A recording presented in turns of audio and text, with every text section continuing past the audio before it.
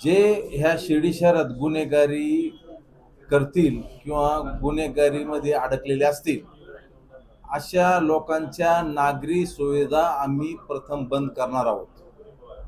जर त्यांची आस्थापना ती जर कायदेशीर नसेल, बिगर परवानगीची असेल आणि जर परवानगी घेतलेली असेल पण कायदेशीर बांधलेली नसेल तर तिला सुद्धा JCPच्या सहाय्याने उद्या तिचा पण आम्ही त्या ठिकाणी पाडण्याचा बंदोबस्त करणार आहोत. हा सगळा प्रकार इझी मनीमुळे झालेला आहे.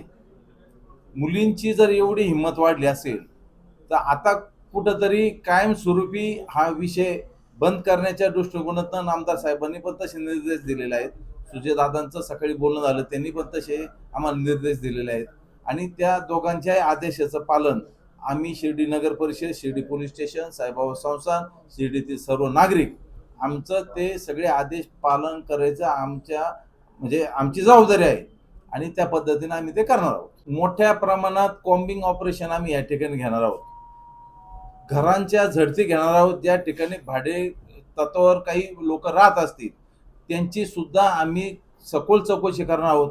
कुठनं आले, काय आले, किती दिवसासाठी आले, काय त्यांचं प्रयोजन होतं आणि ही सगळी कॉम्बिंग ऑपरेशन करत असताना भाडेकरू बरोबर इतर सुद्धा ज्या काय आम्हाला जी काय शंका आहे, शस्त्रसाठा मोठ्या प्रमाणात लोकांकडे असू शकतो अशी शंका आम्हाला अगदी म्हणजे खात्रीलायक आमच्याकडे माहिती आहे.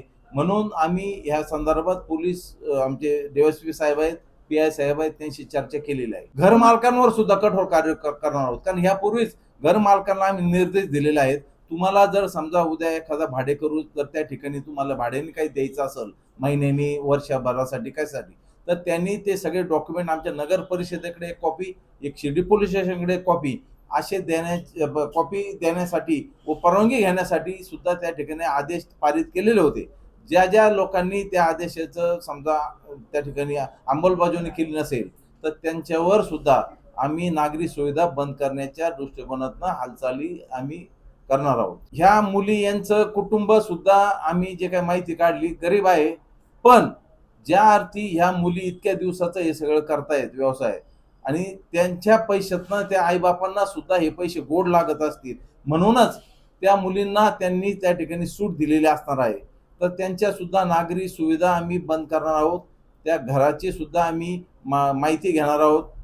ती कायदेशीर आहे, बेकायदेशीर आहे आणि ही एक तुम्हाला मी खात्री देतो की याच्या माध्यमातून पुढं कोणी जर मनात गुन्हेगारी करण्याच्या किंवा गुन्हेगार होण्याच्या मानसिकतेमध्ये असेल तर त्याला 100 वेळेस विचार करावा लागेल. अशा पद्धतीची कारवाई करणार आहोत. नागरी सुविधामध्ये नळ कनेक्शन आलं, इतर सुविधा आल्या, सगळ्याच गोष्टी आल्या, त्या सगळ्या आम्ही बंद करणार. स्ट्रीट लाईट त्यांच्या घरासमोर असेल तर ते कट करू, पाणी पुरवठा बंद करावं लागेल. तुम्हाला जर समजा या ठिकाणी जर नंगानाचच घालायचं असेल तर कायद्याने आम्हाला पण करता येतं. काय करायचं ते आम्हाला एकदा शिर्डी सरळ करू द्या. आम्हाला माहित आहे शिर्डी काही सरळ करायची. शिर्डीतील लोक किती कोणत्या लेवलला पोहोचलेले आम्हाला सगळं माहित आहे. एकदा यांना नीट करू द्या, मग बाकीचं ग्रामपंचायतचं बघू. मी सांगितलं आपल्याला बेकायदेशीर घर असेल तर त्यांना नोटीस पाठवून जी प्रोसिजर आहे कायद्याने ती प्रोसिजर पूर्ण करून ते घर सुद्धा आम्ही त्या ठिकाणी जमीनदोस्त करतो.